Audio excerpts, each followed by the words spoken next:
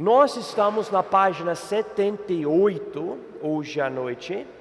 Nós estamos estudando especificamente o primeiro grande despertamento. E eu tenho uma pergunta: alguém pode me dar o nome de uma das pessoas principais do primeiro grande despertamento? Um pregador extremamente influente, um dos líderes. Quanto a mim, há basicamente 3 homens que eram os líderes desse grande despertamento. 2 eram calvinistas, 1 arminiano. Alguém pode me dar o nome? Isso, parabéns, me deu 3, né? Isso mesmo, Jonathan Edwards, americano, John Wesley, britânico, e George Whitefield, outro britânico. E os 3 tinham influência na América. Jonathan Edwards principalmente somente na América, né? Mas homens importantes e um avivamento grandão que se chama um despertamento, porque chegou a um nível nacional e na verdade até internacional, impactando a Inglaterra também, só que mais ainda a América, porque influenciou a guerra de independência americana que formou os Estados Unidos. Quando você vê o ministério especificamente de George Whitefield, ele foi extremamente influente na mudança das colônias americanas para os Estados Unidos. Nós não podemos diminuir o impacto desse homem e do ministério dele na formação dos Estados Unidos. Em outras palavras, não muito tempo atrás, no século XVIII, pregadores estavam impactando nações. Hoje nós nos sentimos tão pequenos.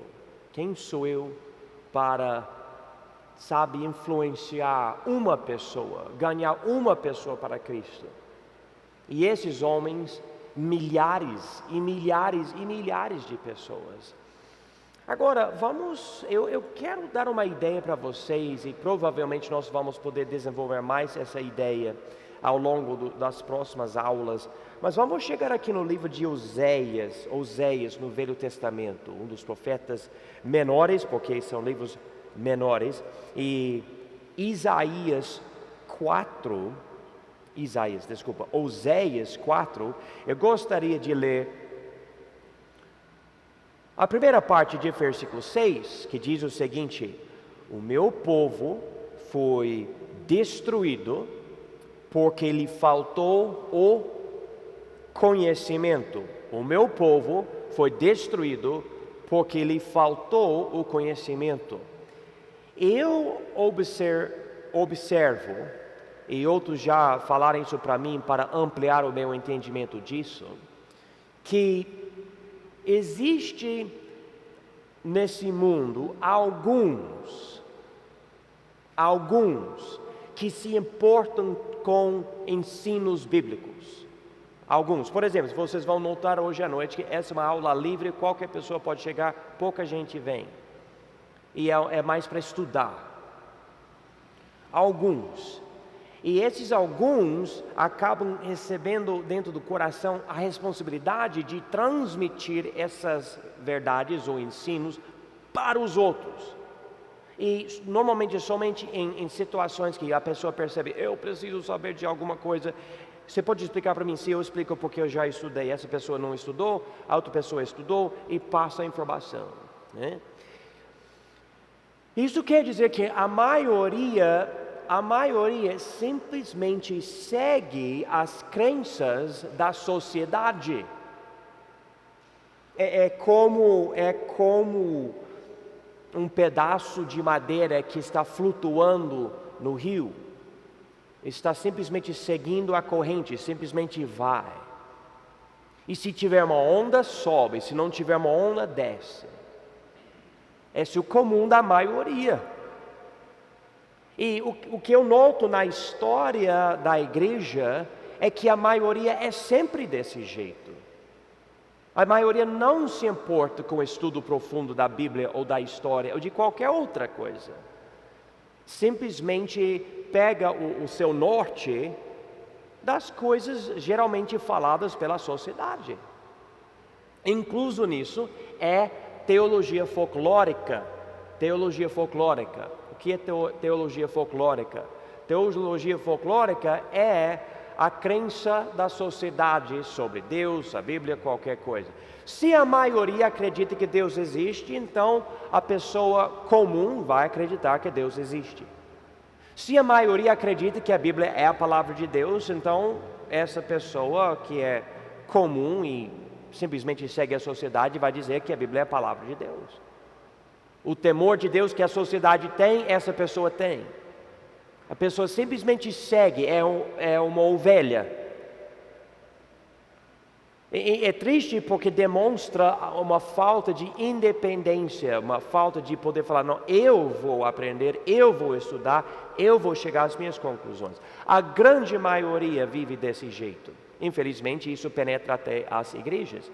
E nós notamos isso na nossa história, no nosso estudo da história da igreja. E o que acontece é que vamos dizer que um grande homem de Deus influencia o povo e o povo sabe, cresce no seu entendimento, no seu conhecimento e ele morre.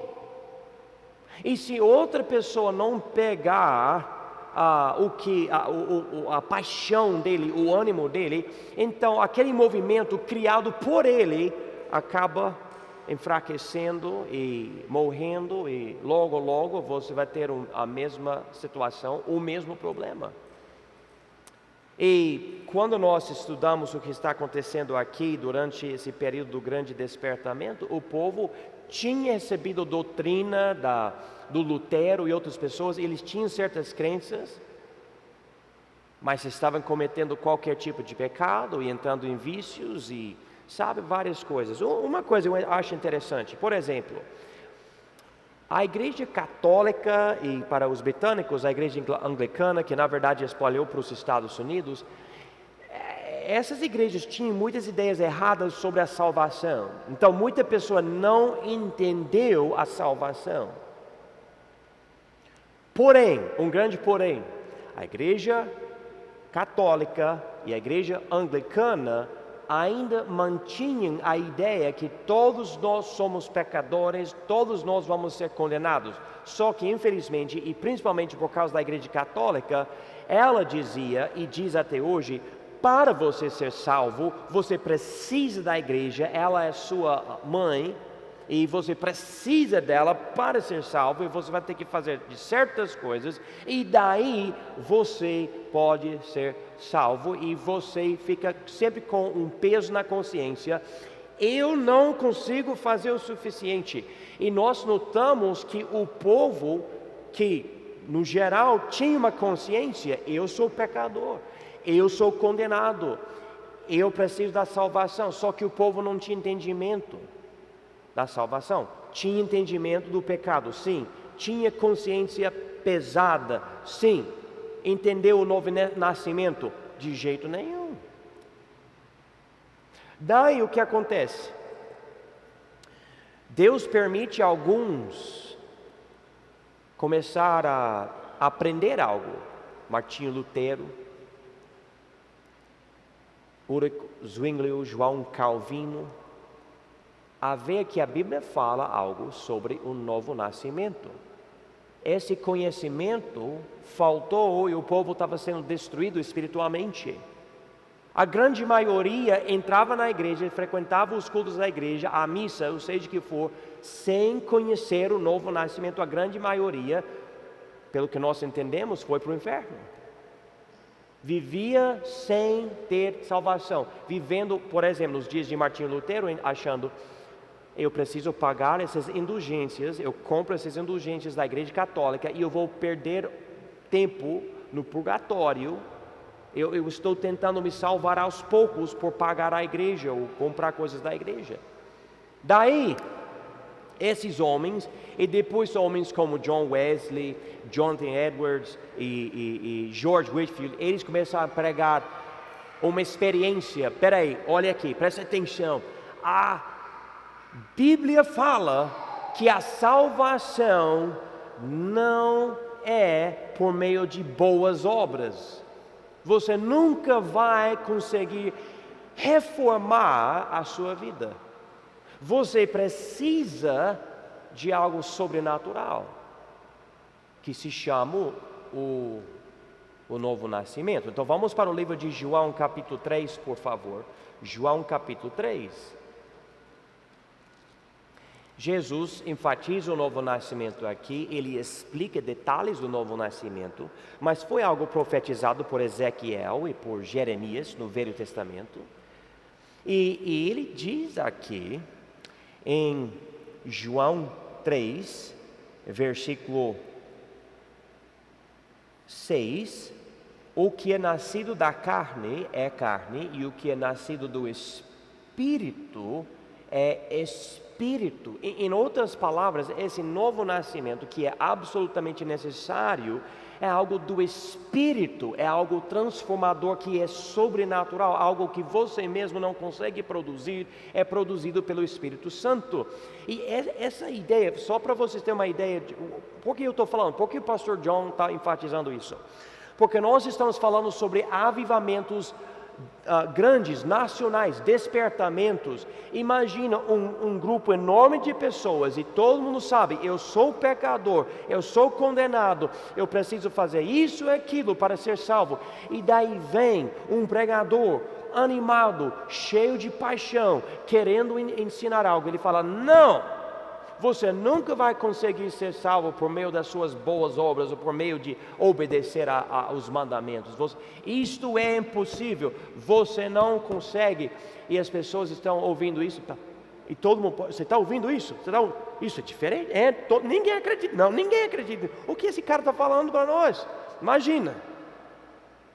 E daí ele fala: você precisa dessa experiência, você precisa do Espírito Santo de Deus, você precisa receber Jesus, você precisa colocar sua fé nele, e ele vai te dar um novo nascimento pelo Espírito. Você vai ser transformado no interior, e isso vai te dar a graça de Deus e a salvação. Você não vai perecer, você vai ter a vida eterna. E a coisa explodiu na Inglaterra e na América, que se tornou os Estados Unidos. E era um fogo que espalhou. E a igreja anglicana, que não ensinava, não pregava isso desse jeito naquela época, estava ficando louco. Nós estamos perdendo o controle dessas pessoas. Mas as pessoas estavam falando: mas que vocês não ensinam essas coisas? E nós vamos para o campo, ao ar livre, para ouvir esses pregadores, porque eles estão pregando algo. E um avivamento aconteceu. Daí, falando isso, eu tenho uma pergunta: seria possível ter um avivamento assim hoje? Por exemplo, aqui no Brasil, seria possível em 2022 alguém cheio do Espírito Santo de Deus pregar e a sociedade brasileira, vamos dizer, porque nós estamos aqui, vamos falar daqui, aqui acorda espiritualmente e percebe? Eu pergunto para vocês, o que vocês acham? Seria possível? Eu faço essa pergunta por causa do seguinte: ainda que o Brasil tecnicamente ainda tenha ou ainda tem uma igreja estatal, a igreja católica, nós sabemos que a igreja católica politicamente não domina o país, não controla as crenças. Você pode ser católico, protestante, batista, você pode seguir uma seita, não tanto faz. Você pode ser ou presbiteriano, ou metodista, ou luterano, seja o que você quiser. Então, a nossa sociedade, ou a sociedade brasileira, tem certas crenças em comum, mas nada forçado, nada, pelo governo, pela autoridade do governo que está se empurrando no povo. Então, eu sei que há uma teologia folclórica no Brasil. Eu sei que existe. Só que eu não sei se é do mesmo jeito que existia na Europa, na Inglaterra, nos Estados, na América do Norte, daquela época, pelo governo. Então, quando você imagina todo mundo pensando do mesmo jeito e realmente tendo essa convicção, eu sou pecador, e daí alguém prega a salvação, você nunca vai conseguir, você precisa do novo nascimento, e realmente aconteceu. Você estuda os livros da história, aconteceu um avivamento grandão, que mudou, até criou a guerra revolucionária da América, etc. Você tem que se perguntar, será que isso é possível hoje? Quando você estuda o movimento do cristianismo e os avivamentos, você vê como começou em Israel, com Paulo e Pentecostes e tudo naquela época, espalhou para a Europa com o ministério dos missionários, e claro, foi para partes da África, da Ásia, mas não chegou nesses lugares do mesmo jeito. O Islã acabou matando muita coisa ao longo dos anos, uns séculos depois, e daí o avivamento espalhou, foi para a Inglaterra, e daí da Inglaterra para os Estados Unidos. Pelo que eu lembrei, os primeiros batistas chegaram aqui no Brasil em 1850, se eu não me engano, por aí, eu não lembro exatamente as datas. E então, para mim, eu vejo a mapa para vocês vai ser assim: Israel, Europa, Inglaterra, América do Norte, e agora eu estou olhando para a América do Sul, estou falando, Deus, por favor, agora faz aqui, eu quero ver avivamento aqui. Algo que não é somente da nossa igreja, não somente dentro do nosso prédio, mas algo que impacta políticos, jornalistas, empresários, celebridades, algo que transforma a teologia folclórica da sociedade. Vocês não têm que responder, mas eu faço a pergunta mais uma vez: vocês acham que seria possível um avivamento desse nos dias de hoje?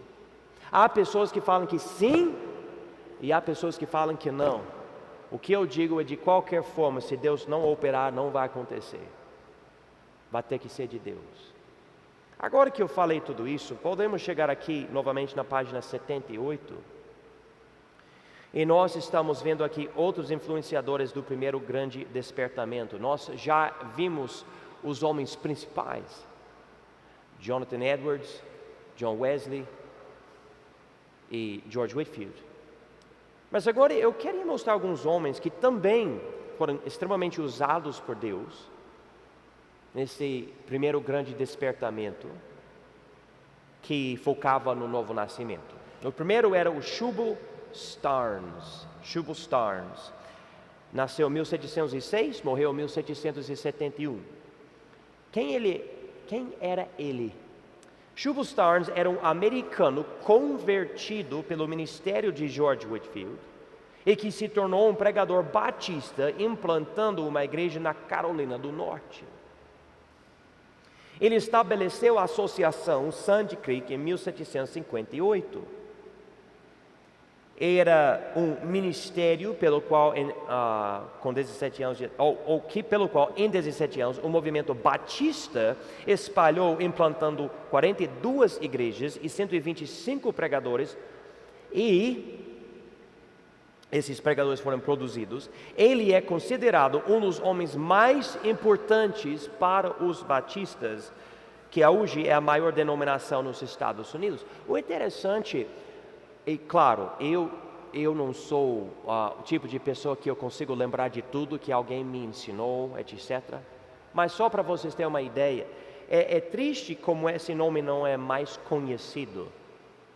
Eu não me lembro de vez nenhuma na minha vida que eu ouvi o nome dele antes de eu ter uns 22, 23 anos de idade. E eu fui criado no lar cristão, e eu estava numa escola batista, e depois faculdade que tinha muita coisa batista. E quando eu estudei ele, eu percebi esse homem era essencial. O movimento do grande despertamento na América impactou ele, e ele recebendo esse individualismo, ao invés de depender da igreja anglicana, ele levou o evangelho e a doutrina do novo nascimento, e essa coisa espalhou. Ele formou essa associação chamada Sandy Creek, e havia uma explosão não somente de pessoas convertidas, preste atenção, isso é muito importante, mas de igrejas batistas implantadas. Deixe-me tentar explicar a importância disso. Shubal Starnes não era simplesmente um evangelista que ia para um lugar, pregava e saía.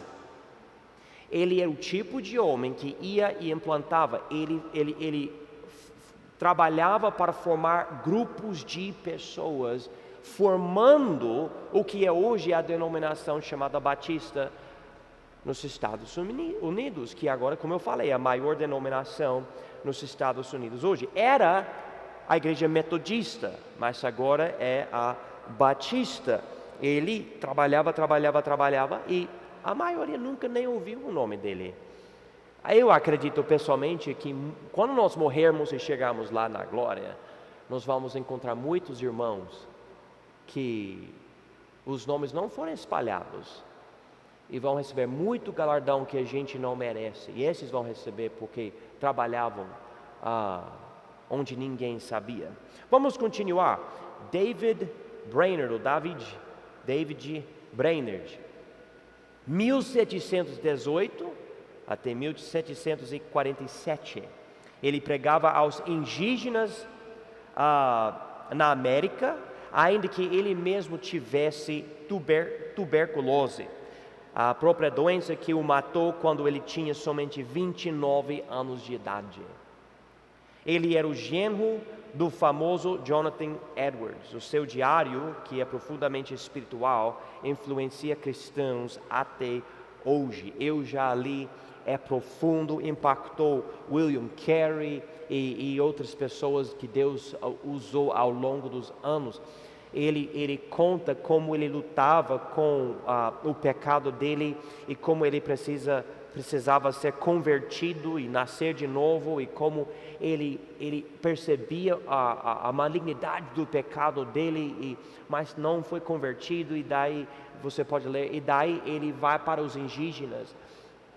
Eu me lembro de uma das histórias na vida dele, que ele estava perto do fogo dele lá no mato, e ele estava orando, e se eu não me engano, os índios chegaram perto, observando ele orar. Se eu não me engano, eles queriam matar ele, mas eles notaram uma cobra que estava chegando perto do David Brainerd, e eles, observando, notaram como a cobra não picou ele, não mordeu ele. E isto impactou os índios, e Deus usou esse momento na vida dele para eles quererem entender mais, conhecer Jesus, etc. E esse homem, ele trabalhava, se eu não me engano, ele estava cuspindo sangue da boca dele, e as pessoas ofereciam ministérios para ele. Ele falou: não, Deus me chamou para os índios, eu vou pregar para os índios. Ele ia. Só que ele não passou muito tempo nessa terra. Ele morreu com 29 anos de idade, muito novo, mas o livro das experiências dele impacta crentes até hoje. Se você tiver a oportunidade de pegar esse livro e ler, vai ser muito bom para você. Próximo homem aqui, John Howard, 1726 a 1790. Ele era um calvinista, e ele fez muito para melhorar as condições de vida nas cadeias do mundo, especialmente trabalhando para limpar esses lugares, para não serem lugares de muita doença. Aparentemente a situação era muito horrível. Eu sei que, se eu não me engano, nos dias de Spurgeon, Charles Spurgeon, que tinha 20 centímetros de barro e fezes de animais nas ruas de Londres, da Inglaterra. As pessoas saindo de casa, era só isso no chão. em muita doença. Imagina as cadeias. E esse homem, ele fez muito para melhorar a situação no mundo. E hoje você pode ir para várias cadeias e a situação, claro, é muito diferente. Vamos continuar. George Liele, 1750 a 1828. Ele era o primeiro missionário americano internacional indo para a Jamaica. Também sendo negro, ele provavelmente era o primeiro negro ordenado na América. Ele foi para a Jamaica 15 anos antes de William Carey ir da Inglaterra para a Índia e 35 anos antes de Adoniram Judson, ir da América para Burma. William Carey e Adoniram Judson são considerados pioneiros na área de missões modernas. Então, esse homem interessante, se eu não me engano, ele era escravo, ele era negro, mas Deus salvou ele e ele foi enviado para Jamaica para ganhar pessoas lá anos antes desses outros que são bem mais conhecidos, William Carey e Adoniram Judson. Deus estava fazendo uma obra e esse homem foi salvo, transformado e se tornou um missionário. Marca esse outro nome aqui, John Leland, homem muito importante na história dos Estados Unidos. 1754 a 1841. Ele era um batista americano que influenciou o político James Madison a adotar a liberdade religiosa na Declaração dos Direitos dos Estados Unidos, o documento que forma a base dos direitos de todos nos Estados Unidos até hoje.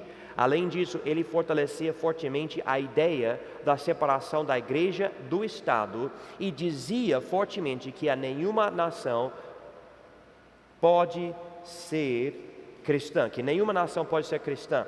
Então, John Leland, quando você vê a liberdade religiosa dos Estados Unidos e como essa ideia de colocar dentro do documento oficial do país que o governo não pode controlar a religião e uma igreja ou qualquer religião não pode controlar o governo, é para separar essas coisas. Essa ideia principalmente veio de um batista, um pastor batista que conversou com esse político James Madison e falou: você tem que incluir nos direitos do cidadão aqui que não haverá uma influência para controlar as igrejas. E isso impactou o mundo. Nós, irmãos, esse é extremamente importante para os dias de hoje. John Leland, não esqueça o nome desse homem, extremamente importante. E o que me deixa feliz, ele era um batista. Esse homem que impacta até hoje a liberdade que muitos povos experimentam no mundo veio da ideia que nasceu lá nos Estados Unidos por causa desse batista aqui. Muito importante ele, John Leland. Vamos continuar. Robert Raikes, outro homem muito importante.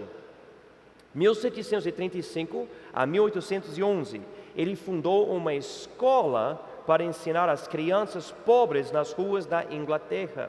As aulas foram realizadas nos domingos. Isso iniciou o movimento Escola Bíblica Dominical, que espalhou internacionalmente e que se conhece hoje, mas originalmente foi o que criou a ideia de educar todas as crianças da sociedade e não somente as que são de famílias ricas. Então, Robert Raikes, esse homem notava que havia muitos meninos nas ruas, não estavam estudando, eram de famílias pobres ou eles eram órfãos, sei lá, mas não tinham nada, não eram mal educados, tudo isso. E ele estabeleceu escolas para ensinar todo tipo de coisa nos domingos. Se eu não me engano, muitos desses meninos trabalhavam a semana inteira, então só tinham o domingo. E quando ele estabeleceu isto, isso se desenvolveu cada vez mais para ser o que é hoje a escola dominical nas igrejas, domingo de manhã. Isso não sempre existia, veio por causa desse homem daqui, Robert Raikes, que nasceu em 1735. Vamos continuar. Número 7 aqui, página 79. William Wilberforce.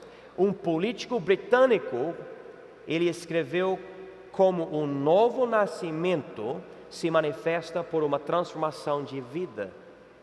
Os escritos dele influenciou a classe alta da Inglaterra a agir de uma maneira mais moral e mais ética.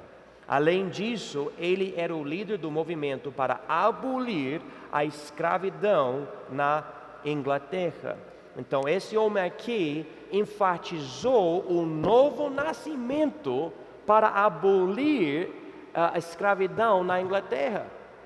E tudo isso durante esse período do despertamento, e esses avivamentos e tudo. Então, William Wilberforce. Agora, vamos ver aqui o resumo do primeiro grande despertamento. É muita coisa, mas já vimos essas coisas, então eu não pretendo gastar muito tempo com essa parte, mas vamos ver aqui. Ok, então falando do primeiro grande despertamento, esse avivamento internacional, onde acontecia principalmente Inglaterra e os Estados Unidos, ok? Lugares, Inglaterra, Estados Unidos. E claro, eu falo Estados Unidos porque a América do Norte, aquela parte se tornou, as colônias britânicas se tornaram os Estados Unidos durante isto, tá bom? Ok, os líderes principais, Jonathan Edwards, John Wesley e George Whitefield. E agora os resultados. Quanto à doutrina quer dizer ensinamento, o novo nascimento é pessoal e essencial. Ou seja, você precisa nascer de novo, ok? Não somente nós, mas você, um indivíduo, você é pessoal. E a segunda coisa é essencial. Segundo o que Jesus disse aqui em João 3, Jesus disse: na verdade, eu te digo que aquele que não nascer de novo não pode ver o reino de Deus, ok? Então, é pessoal e essencial. Mas com essa ideia, outro resultado, individualismo, ou seja, independência pessoal.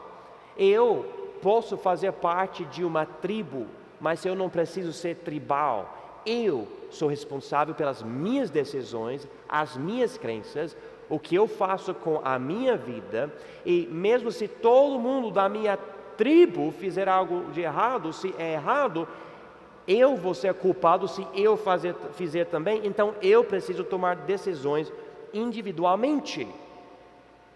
E isso cresceu especialmente nos Estados Unidos durante esse período.